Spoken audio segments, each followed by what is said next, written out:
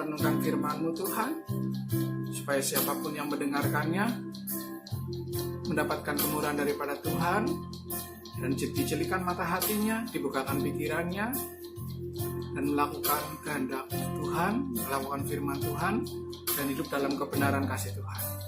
Di dalam nama Tuhan Yesus Kristus, haleluya, amin. Saudara yang dikasih Tuhan, Bapak Ibu semuanya, jemaat-jemaat Tuhan, mohon maaf saya berkeringat. Hari ini kita masih pada situasi yang sama, yaitu situasi di mana kita harus tinggal di rumah dan beraktivitas di rumah. Dan hari ini kita mungkin sudah ada yang putus asa, sudah ada yang kecewa, sudah ada yang kehilangan harapan, bahkan sudah ada yang kehabisan duit untuk kebutuhan daripada sehari-hari dalam hidup kita. Kita sudah banyak yang teriak, duit sudah menipis, anggaran sudah mulai menipis. Terus bagaimana kelangsungannya? Orang mencoba mencari bantuan ke sana kemari, mencari hutangan untuk melangsungkan kehidupan.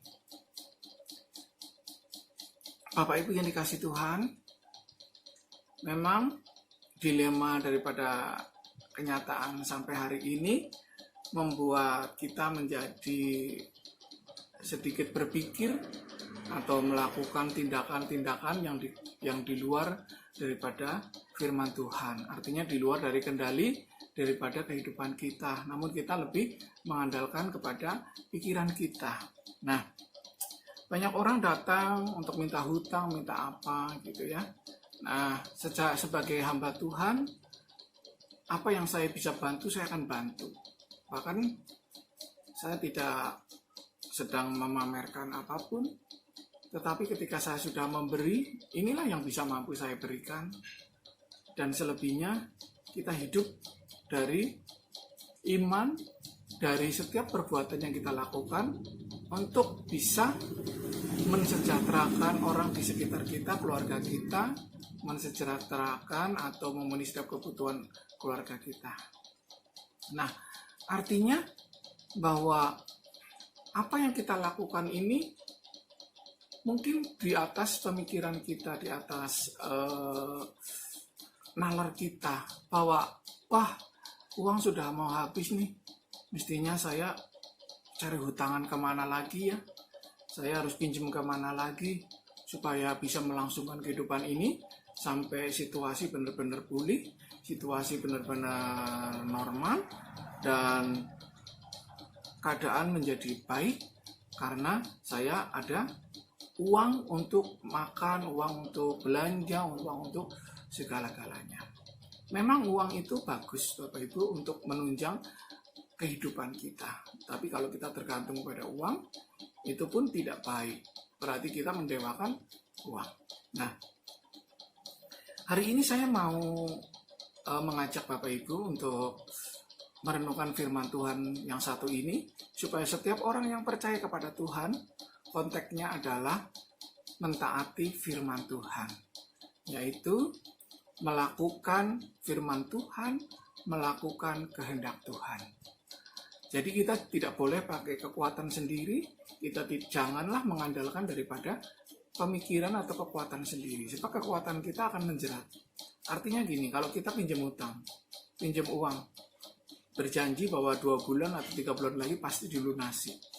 Bapak Ibu percayalah, bahwa seseorang yang meminjam uang karena untuk makan, itu bakalan susah untuk mengembalikannya. Karena setelah habis uangnya untuk makan, dia akan mencari kemana lagi. Bahkan untuk modal usaha pun, sebenarnya kalau berusaha itu jangan pakai uang utang untuk awal-awalnya. Karena itu pun akan menjeratmu, ya kalau usahanya maju, kalau usahanya berhasil. Tapi kalau usahanya gagal, utang akan bertumpuk dan engkau akan putus asa, hilang harap, dan akhirnya apapun yang kau akan lakukan tidak sesuai dengan firman Tuhan. Nah, hari ini saya mau ngajak Bapak Ibu untuk merenungkan firman Tuhan yang saya ambil dari Yohanes 6 tentang mujizat Tuhan atas 5 roti dan 2 ikan. Saya bacakan dari mulai ayat 3 saja, yaitu, dan Yesus naik ke atas gunung dan duduk di situ dengan murid-muridnya. Dan pasca hari raya orang Yahudi sudah dekat. Ketika Yesus memandang sekeliling dan melihat bahwa orang banyak berbondong-bondong datang kepadanya, berkata ia kepada Filipus, di manakah kita akan membeli roti supaya mereka ini dapat makan? Hal itu dikatakannya untuk mencobai dia, sebab ia sendiri tahu apa yang hendak dilakukannya. Ini yang akan dilakukan Yesus. Terus jawab Filipus kepadanya, roti seharga 200 dinar tidak akan cukup untuk mereka ini, sekalipun masing-masing mendapat sepotong kecil saja. Seorang dari murid-muridnya, yaitu Andreas, saudara Simon Petrus, berkata kepadanya, di sini ada seorang anak yang mempunyai 5 roti jelai dan 2 ikan. Tetapi apakah artinya itu untuk orang sebanyak ini? Kata Yesus, suruhlah orang-orang itu duduk. Adapun di tempat itu banyak rumput, maka duduklah orang-orang itu, kira-kira 5.000 laki-laki banyaknya. Lalu Yesus mengambil roti itu, mengucap syukur dan membagi-bagikannya kepada mereka yang duduk di situ. Demikian juga dibuatnya dengan ikan-ikan itu, sebanyak yang mereka kehendaki. Dan setelah mereka kenyang, ia berkata kepada murid-muridnya, kumpulkanlah potongan-potongan yang lebih supaya tidak ada yang terbuang. Maka mereka pun mengumpulkannya dan mengisi 12 bakul penuh dengan potongan-potongan dari kelima roti jelai yang lebih setelah orang makan. Nah, ini sampai di sini saja Bapak Ibu, bahwa Tuhan Yesus memberikan mukjizat kepada 5.000 orang laki-laki, belum termasuk perempuan dan anak-anak, di mana banyak orang mengikuti Tuhan Yesus sampai ke Galilea, sampai ke sebuah padang yang luas gitu ya Bapak Ibu. Nah, di sini Tuhan melihat bahwa dari pagi, bahkan dari malam, dari kemarin, hari-hari kemarin, orang-orang banyak ini mengikuti Yesus karena melihat mujizat dan kuasa Yesus nyata bagi mereka. Sehingga kemanapun Yesus pergi diikuti, kemanapun Yesus pergi diikuti. Termasuk ini. Dan sampai jumlahnya itu laki-laki 5.000, belum termasuk perempuan dan anak-anak. Kalau seorang laki-laki satu punya istri satu dan anaknya ada 3, ada 2, bilangannya bisa kali lipat, bisa 10.000, bisa lebih. Tapi Tuhan melihat bahwa ini orang yang mengikuti dia, Tuhan tahu bahwa apa yang dimakannya, apa yang dibawa dalam bekalnya, itu pasti akan habis. Karena mereka tidak bekerja, mereka tidak masak, mereka tidak melakukan apapun. Tapi mereka mengikut Yesus. Maka Yesus tahu akan hal ini. Dia mencoba bertanya kepada murid-muridnya, apa yang akan kita berikan buat orang-orang ini? Ini firman Tuhan katakan, Yesus ayat 5, ketika Yesus memandang sekelilingnya dan melihat bahwa orang banyak berbondong-bondong datang kepadanya, berkatalah ia kepada Filipus, di mana kita akan membeli roti supaya mereka ini dapat makan.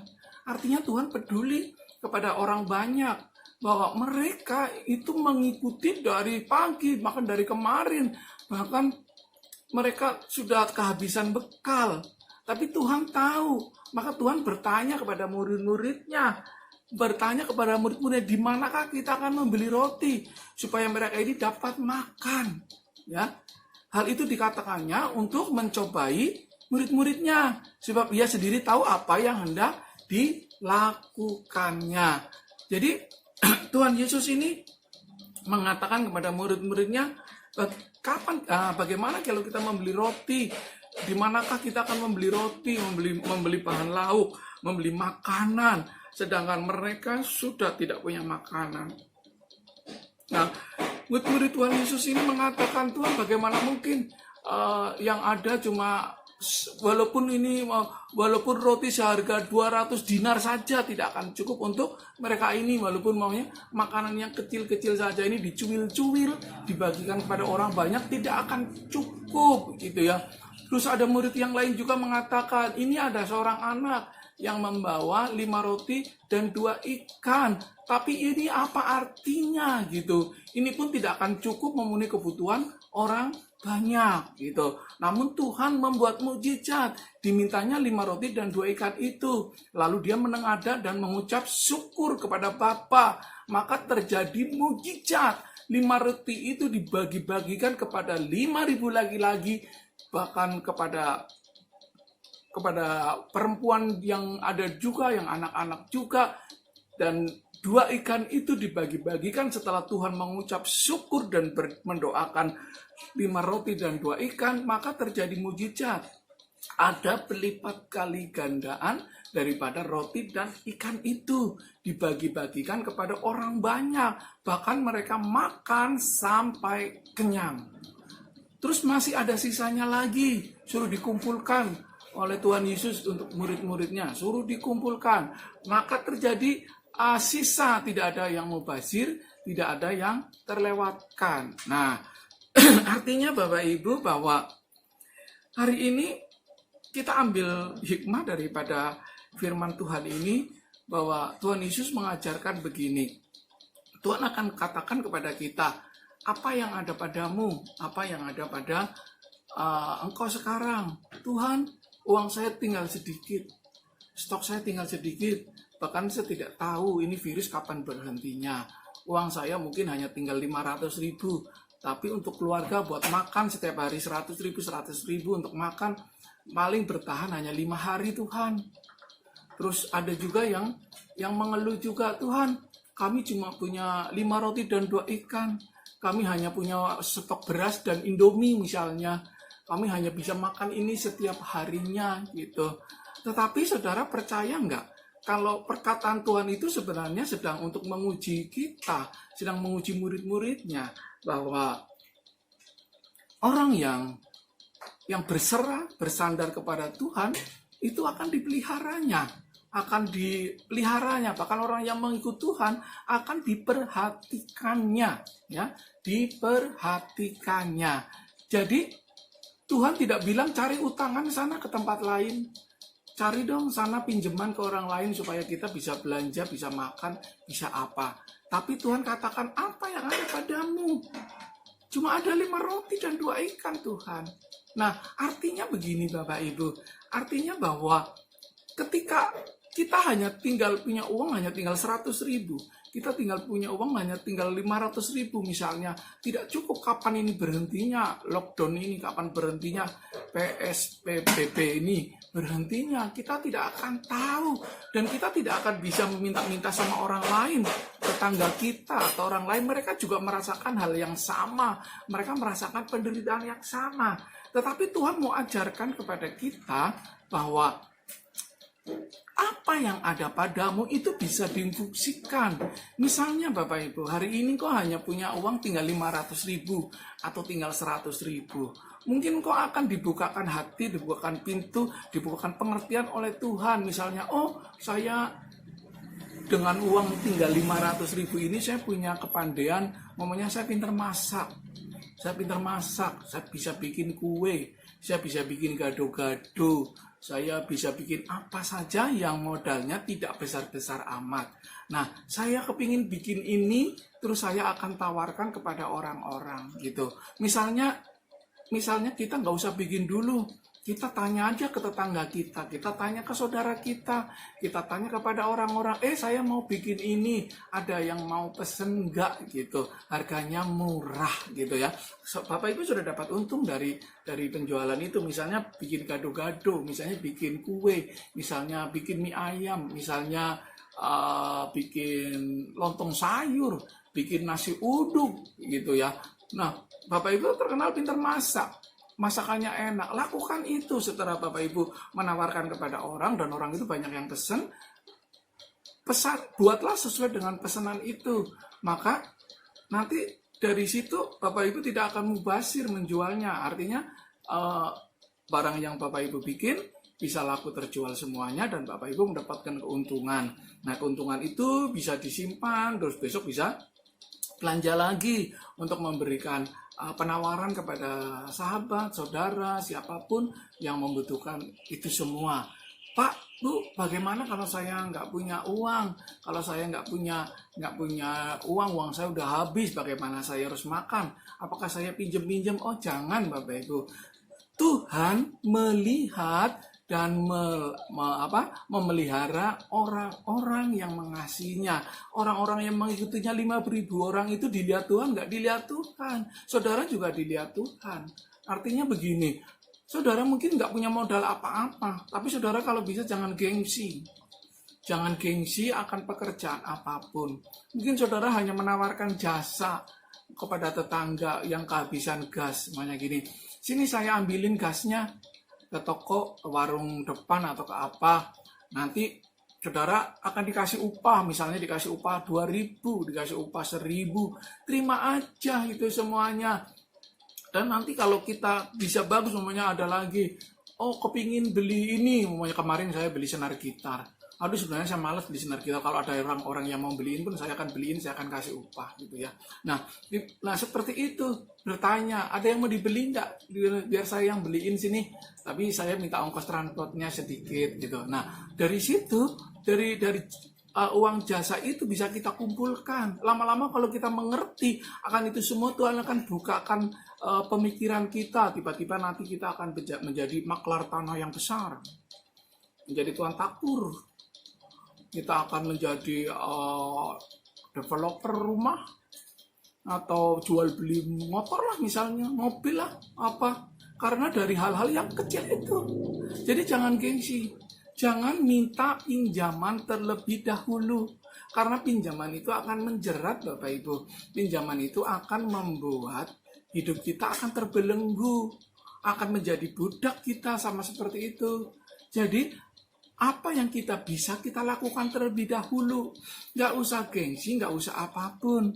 Sekarang justru waktunya kita menggali potensi hidup kita, potensi talenta kita. Kita bisa apa? Lakukan itu. Kalau engkau hanya bisa main musik, kalau engkau hanya bisa main gitar, main piano, engkau bisa memberikan les kepada orang-orang yang yang membutuhkannya. Misalnya melalui online, melalui privat. Di situ mereka nanti akan membayar jasa Bapak Ibu dan membuat kepandaian Bapak Ibu akan dihargai. Dan banyak cara yang kita lakukan. Itu artinya apa? Ketika Tuhan mengatakan kita harus memberi makan mereka, kamulah yang harus memberi makan. Artinya ketika murid disuruh sama Tuhan untuk mencari makanan itu, murid-murid Tuhan lakukan. Sehingga cuma dia hanya menemukan 5 roti dan 2 ikan. Tuhan, ini yang kami bisa dapat melalui anak kecil itu. Yang bisa dapat ini. Sama saja Bapak Ibu. Sama saja kalau yang ada pada kita cuma 5 roti dan 2 ikan. Artinya cuma uang tinggal segini. Artinya tinggal keadaan kita tinggal segini. Lakukan itu dan semua serahkan sama Tuhan. Kepandaianmu, talentamu bisa dipakai Tuhan menjadi berkat bagi hidupmu. Jadi setelah engkau katakan bisa bikin gado-gado, engkau menawarkan kepada orang itu mau gitu ya. Dan kamu doakan supaya tidak sampai berhenti sini saja.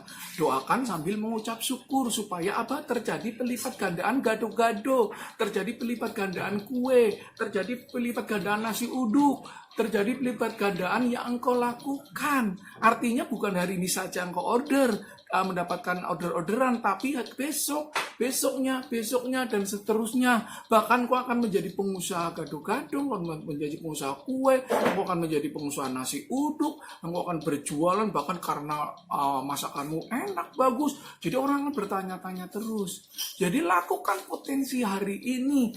Jangan kita menengadakan tangan untuk minta bantuan terus. Orang akan memberi bantuan mungkin hanya sekali. Artinya yang memberi bantuan itu pun harus hidup, punya keluarga, punya anak istri, harus mencukupi seluruh kebutuhan keluarga. Dia juga harus memenuhi kebutuhan keluarga. Tidak selamanya misalnya saya harus membantu Bapak Ibu semua, tidak. Saudara punya uh, punya inner beauty, punya gerakan, punya apa yang saudara miliki, lakukan. Nggak usah gengsi-gengsi, nggak usah melakukan apa, mikir-mikir nanti apapun. Pak, saya nggak bisa jualan di jalanan karena udah dikuasai oleh preman-preman. Ya udah, jualan depan rumah saja. Yang penting doakan. Kalau engkau tinggal di gang kecil, engkau tinggal di gang sempit, dan di jalanan sudah banyak yang menguasai, ya udah jualan depan rumah aja. Misalnya kamu bikin nasi uduk, jualan depan rumah, tapi doakan terlebih dahulu, tengadahkan tanganmu ke atas sambil mengucap syukur, dan Tuhan akan memperhatikan, Tuhan akan melipat gandakan nasi udukmu. Artinya Tuhan akan kirimkan pelanggan-pelanggan, Tuhan akan kirimkan orang-orang yang membeli makananmu walaupun itu di gang sempit. Ya Bapak Ibu, jadi kita nggak usah berpikiran yang tinggi-tinggi. Wah, saya harus punya modal segini untuk bisa bertahan hidup, saya harus punya uang segini untuk bertahan hidup. Tapi lakukan dengan apa yang ada. Lakukan dengan 5 roti dan 2 ikan. Serahkan sama Tuhan, maka Tuhan akan memberkati segala kehidupan kita. Jadi Bapak Ibu, hari ini mari kita renungkan firman Tuhan ini.